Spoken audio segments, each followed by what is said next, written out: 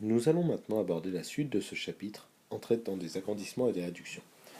Il s'agit simplement de reproduire une figure en agrandissant ou en réduisant ses mesures. Alors, considérons le quadrilatère ci-dessus, ABCD.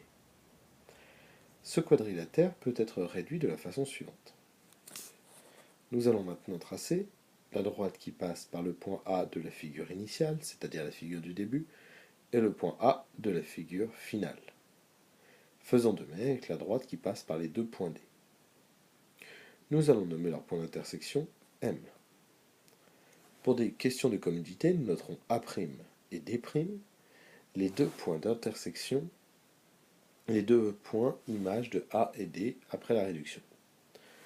Nous avons dit que la première figure, la grande, était la figure initiale, alors que l'autre est la figure finale. Nous avons effectué une réduction. Nous pouvons ici appliquer le théorème de Thalès.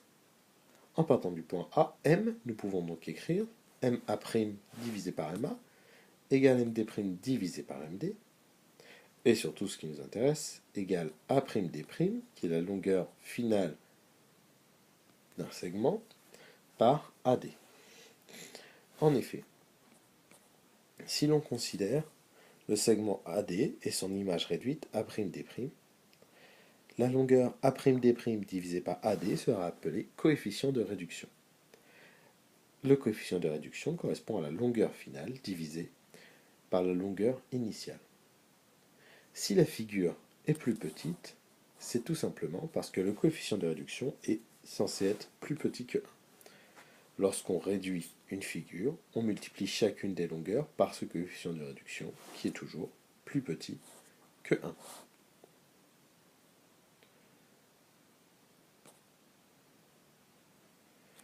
Nous allons maintenant considérer un rectangle et son image agrandie.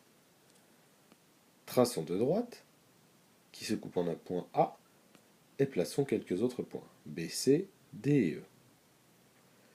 Nous avons le premier rectangle qui passe par les points B et C, qui est la figure initiale. Et nous avons le second rectangle qui passe par les points D et E, qui est la figure finale.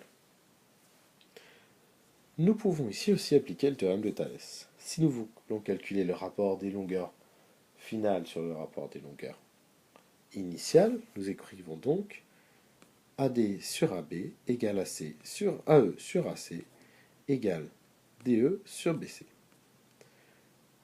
Ce dernier rapport, DE sur BC, est celui qui nous intéresse le plus puisqu'il correspond à la longueur d'un même segment avant et après l'agrandissement. Nous le nommons donc coefficient d'agrandissement. Ce coefficient d'agrandissement sera toujours plus grand que 1, car on multiplie chaque longueur par un nombre plus grand que 1 pour agrandir la figure. Regardons maintenant le cours.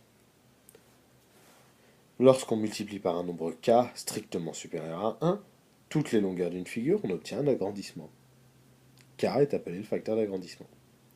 De même, lorsqu'on multiplie par un nombre k' compris entre 0 et 1, toutes les longueurs d'une figure, on obtient une réduction de cette figure. C'est K est le facteur de réduction. Pour déterminer ce facteur d'agrandissement ou de réduction, on utilise le théorème de Thalès. Mais de manière générale, il convient de retenir que le facteur d'agrandissement ou de réduction est égal à la taille finale de l'objet étudié divisé par la taille initiale de l'objet étudié. Il faut remarquer la propriété suivante, qui dit que lors d'un agrandissement ou d'une réduction, le périmètre est multiplié par k, puisqu'on a multiplié chaque longueur par k. Par contre, il est intéressant de remarquer que l'aire est multiplié par k au carré, et même que le volume sera multiplié par k au cube.